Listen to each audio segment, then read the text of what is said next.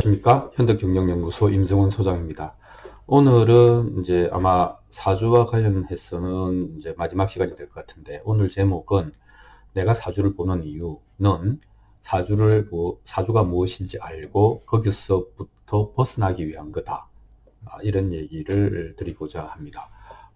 우리가 사주 공부를 이야기할 때 사주라고 하는 것은 자기 객관화를 시켜서 자기 모습을 객관화시켜서 보는 마음 공부로 보자. 그리고 사주는 하나의 유형론, 성격 유형론으로 보자. 이런 이제 말씀을 드렸습니다. 그래서 이제 우리가 사주라고 하는 사주를 해석한다고 하는 것에 대해서 이제 대체로 다음과 같은 이야기를 했습니다. 그러니까 사주를 공부한다는 것은, 분석한다는 것은 차와 그 차가 다니는 도로에 관한 분석이다, 이렇게 이야기를 할 수가 있겠습니다. 그래서 명식이라고 하는 게 있는데, 우리가 이제 사주팔자라고 하는 것, 그것은 내가 어떤 차량이냐, 승용차냐, 뭐 아니면은 뭐 SUV냐, 아니면 트럭이냐, 뭐 이런, 나는 어떤 차량이냐, 또는 그 차의 특징은 뭐냐, 뭐 몇 기통이고 엔진은 어떻고 바퀴는 어떻고, 뭐 이런, 나는 어떤 차량이냐 하는 것이 이제 명식에 관한 분석이라면, 근데 이 차가 어떤 도로, 뭐 고속도로냐, 오프로드냐, 뭐 어떤 도로를 달리게 될 것인가, 그 상태는 어떤가 하는 것을 분석하는 것이 운의 흐름에 대한 10년마다 바뀌는 대운에 대한 분석이라고 하겠습니다. 그래서 사주를 분석한다는 것은 이런 어떤 차가 어떤 길을 어떤 식으로 달려갈 것이냐 하는 것에 대한 분석이다, 이렇게 이야기할 수 있겠습니다.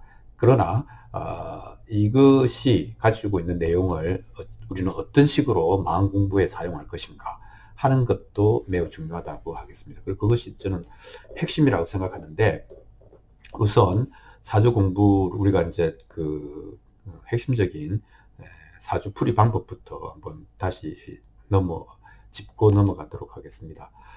근데 이제 우리가 사주 공부를 마음 공부로 보려면, 자, 차가 어떤 거냐, 또는 이 차가 어떤 길을 갈 거냐라고 하는 것은 언뜻 보면 우리의 그 현상에 굉장히 중요한 우리 인생에 영향을 미치는 것 같지만, 실제로 간과된 것이 있습니다. 그 간과된 것은 뭐냐면, 운전자를 우리가 잊어버리고 있다는 것이죠. 이 차가 어떤 차고 이 차가 어떤 길을 갈 건가 하는 것은 매우 중요하죠. 하지만 그러니까 이 운명이 어떤 궤적을 그릴 것인가 하는 것은 매우 중요하지만, 이 차에 누가 타고 있냐, 그는 누구인가 하는 것은 사실은 더 중요하죠. 어떤 사람은 도둑질을 하고 감옥에 갈 수도 있죠. 그리고 어떤 사람은 자유를 위해서 싸우다가 감옥에 갈 수도 있죠. 그런데 이 사주상으로 보면, 또 어떻게 보면 관이 지나쳐서 살이 되는, 지나친 그 균형의 어그러짐으로 인해서 둘 다 똑같은 감옥에 갇히게 되는 그런 운이 될 수도 있죠. 하지만 그 각자의 삶의 의미는 다르지 않겠습니까? 그 가치도 다르다고 봐야 되겠죠. 그래서 우리는 사주 공부를 할 때 흔히 자동차와 도로로 보지만, 실제로 우리가 생각하지 않고 있는 것은 운전자인데, 이 운전자가 가장 중요하겠죠. 이제 그런 얘기를 하고자 합니다. 일반적인 사주 해석 방법을 저번에 말씀드린 것을 정리하자면 이렇죠. 첫 번째는 무슨 달에 태어난 무슨 오행이냐. 뭐 예를 들면 겨울철에 태어난 뭐 을목이다, 간목이다. 그러면 나무가 일단 추우니까 불도 필요하고, 또 이 차가운 바람과 물을 막을 토도 필요하고, 뭐 이렇겠죠. 그래서 무슨 달에 태어난 무슨 오행이냐를 흔히 보통 아이덴티티로 잡는데, 이 차와 도로 그리고 운전자의 관계에서 보면 운전자까지 이를 의미하는 것은 아니다. 좌석이 어떻느냐 이런 정도 얘기를 할 수 있겠습니다. 그 다음에 강약과 조후, 이거는 이제 여러 가지 물리적인 화학적인 이제 여건을 보는 거 아닙니까? 그리고 어떤 것이 지나치게 많거나 적으면 병이 되고, 그것을 보완할 수 있는 것은 약이 되는데, 이런 강약, 조후, 병약을 보는 것은 결국 사주에서 가장 중요하게 생각하는 균형이 잡혀 있느냐 아니면 치우쳐 있느냐 하는 것을 보는 것이죠. 그 다음에 구조만 중요한 게 아니고 흐름도 중요하죠. 그 기운이 어디에 맺혀 있느냐, 또는 그 기운이 어디로 분출되고 있느냐 하는 것들을 따라가 볼 필요가 있습니다. 그 다음에 그리고 이제 이런 그 구조나 흐름이 화합을 하고 있느냐 아니면 서로 충돌을 하고 있느냐, 이런 것도 굉장히 중요한 사주를 분석하는 데 있어 요점이 되겠습니다. 그렇게 해서 이 차량의 특징을 다 알고 나면 이번에는 도로를 살피는 것이죠. 그래서 10년마다 바뀌는 대운, 그리고 매년 바뀌는 연운, 이 두 가지는 이제 그 변화를 말하는 건데, 그러니까 어떤 도로를 이 차가 달리게 될 것이냐에 관한 얘기라고 하겠습니다. 그러니까 어떻게 계절이 변할 거냐, 그리고 그 계절마다의 날씨, 하루의 날씨는 어떻게 변할 거냐, 이 두 개를 가지고 이 명식과 행운이라고 하는 이 두 가지 그 데이터를 가지고 이제 풀이하는 방법이죠. 이것들은 기본적으로 균형을 잡기가 목적이죠. 그래서 균형 잡힌 사주 또는 흐름에 저항하지 않는 사주가 좋은 사주다, 이렇게 이야기를 하면서 이제 우리가 나의 사주가 어떤 것인가 하는 것을 파악을 하게 됩니다. 그런데 이제 so what 이라는 질문을 해야 돼요. 그 사주를 왜 보냐, 또는 사주를 왜 알고 싶어 하냐. 그 목적이 뭐냐, 비흉추길이다, 그럼 길하다, 좋은 게 뭐냐, 한평생 잘 먹고 잘 사는 거냐, 그럼 뭐 이런 건강하고, 그죠, 오래 살고 병 없이 오래 살고 부귀를 누리고, 그죠, 그리고 후손도 발복하고, 할 수 있다면 내 그 죽은 후에 나의 뭔가 모르지만 복도 확보하는, 뭐 이런 것들이 우리가 이제 어떻게 보면 생명이 있는 존재들이 다 원하는 거 아닙니까, 그죠? 생명을 이제 길고 오래, 그리고 확실하게 누리고 싶다, 뭐 이런 것이 되겠습니다. 그게 틀렸다고는 하지 않는데, 그래도 그 잘 산다는 것이 무엇인가에 대한 그 입장이 서 있지 않으면, 우리는 이제 흔히 남부럽지 않게 살거나 남들만큼 사는 이런 기준을 이제 그 바깥에 남에게 두게 되겠죠. 그 자체로 철학적인 여러 가지 문제를 일으킬 겁니다. 거기다가 그 현실적으로 보면 좋은 사주가 뭐 별로 많지는 않아요. 또는 뭐 예를 들면 강약이 좋으면 조우가 안 좋고, 흐름이 좋으면 충돌이 많고, 그리고 명식이 좋으면 운행이 안 좋고, 그죠? 대운이 안 좋고, 대운이 좋으면 뭐 명식이 좀 안 좋고, 이렇게 해서 현실은 실제로는 이제 우리가 그 학문적으로 말하는 좋은 사주는 사실 그렇게 별로 없습니다. 그거는 우리의 경험하고도 일치하죠. 뭐 세상에 행복하게 사는 사람들이 많습니까? 별로 없어요. 그래서 실제로 밸런스가 잡힌 사주는 어렵다, 이렇게 이야기를 하고요.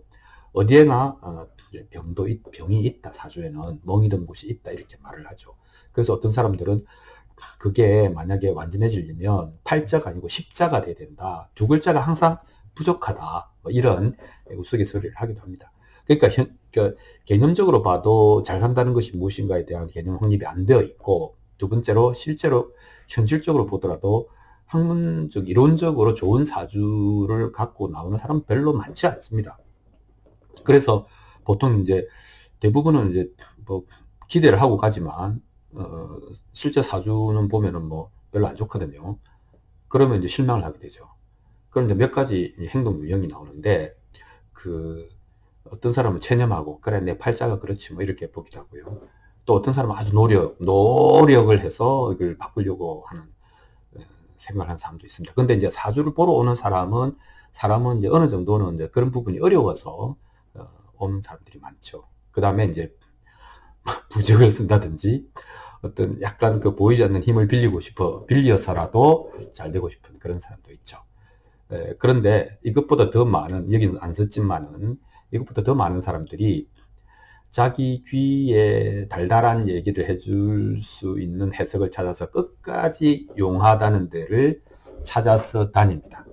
그래서 이제 너는 그 원래 별에 살던 어린 왕자인데 지구에 불시착해서 고생을 하고 있지만 언젠가는 네가 어린 왕자라는 것이 밝혀질 거야, 뭐 이런 해석을 듣기를 원하죠. 그건 이제 어떻게 보면 심리적인 도피라고 할 수 있겠습니다. 그러니까 옛날부터 뭐 역학 혹은 명리학을 공부했던 선비들, 뭐 하여튼 사람들은 거울로서, 자기를 비추어 보는 거울로서 이제 사주를 공부하고 해석하고 참고를 했죠. 그래서 이제 사주 공부가 마음 공부와 연결되려면 결국 이제 운전자에 더 집중해야 된다. 운전자가 타고 갈 차가 또는 지나칠 도로가 어떤가는 참고해야 되지. 이게 본질은 아니다. 뭐 이런 얘기를 하자는 것입니다. 그래서 그러면 사주를 이해함으로써 벗어나는 것은 뭐냐? 얘기를 해보면 우리가 이런 그 명식을 그 사주팔자라고 하는 명식을 분석하는 것은 어떻게 보면 차의 특성을 분석하는 것이라고 얘기했고, 그 다음에 그 대운과 연운이라고 하는 운행을 분석하는 것은 그 도로의 특성을 이해하기 위한 것이라고 했잖아요. 그러면 이제 이해하면 사용하고 활용할 수 있지 않습니까? 그러면 이해하고 활용하면은 안전하게 잘 활용할 수 있죠. 그렇지만 여전히 남는 것은 for what? 무엇을 위해서? 그러니까 인생이란 무엇인가? 나는 태어나서 무엇을 할 것인가? 를 답해 주는 건 아니에요. 여기서 부과된 어떤 특성이 곧 나 혹은 나의 인생은 아니라는 겁니다. 그러니까 사주가 말해줄 수 없는 것이 내가 누군지 하는 정체성. 그러면 해월을목의 인수가 뭐 작다 많다, 역마가 있다 없다 이런 게 내 정체성을 얘기해 주지 않습니다. 아까 이야기한 것처럼 내가 타고 가는 차와 도에 관한 이야기를 해줄 수 있을 뿐이죠. 뭐 그것도 제가 봐서는 전체적으로 한 3분의 1 정도 영향을 미치지 않는가 싶은데요. 어쨌든 그러니까 내가 누구인지에 대한 정체성을 알려주지 않습니다. 두 번째는 목적지가 어디인지 이건 더더욱 알려주지 않죠. 왜냐하면은 이 차는 이런 도로를 지나게 될 게 이런 길을 가게 될 거야 라고 하지만 그거하고 내 인생의 목적지하고는 전혀 상관이 없습니다. 삶의 의미를 부여하는 것은 자기 자신 말고는 할 수 있는 사람이 없죠. 이거는 아무리 사주 분석을 해도 되는 것이 아니죠. 그 다음에 이렇게 사주도 답할 수 없는 문제들, 이것은 오로지 자기 자신의 본인의 몫이라는 거죠.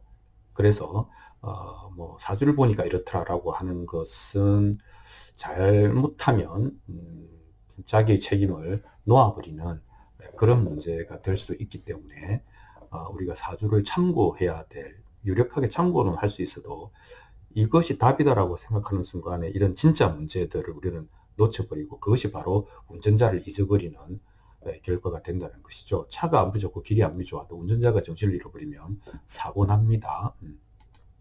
자, 그래서 사주의 이제 이런 명식의 특성이나 운행의 특성이 그 사람의 본질을 나타내는 건 아닙니다. 그리고 사주로 나타난 혹은 다른 이제 그 성격 유형론으로 나타난 그 어떤 성격 혹은 기질이 그 자신의 정체성을 말해주는 것도 아닙니다. 그거는 스타일이죠.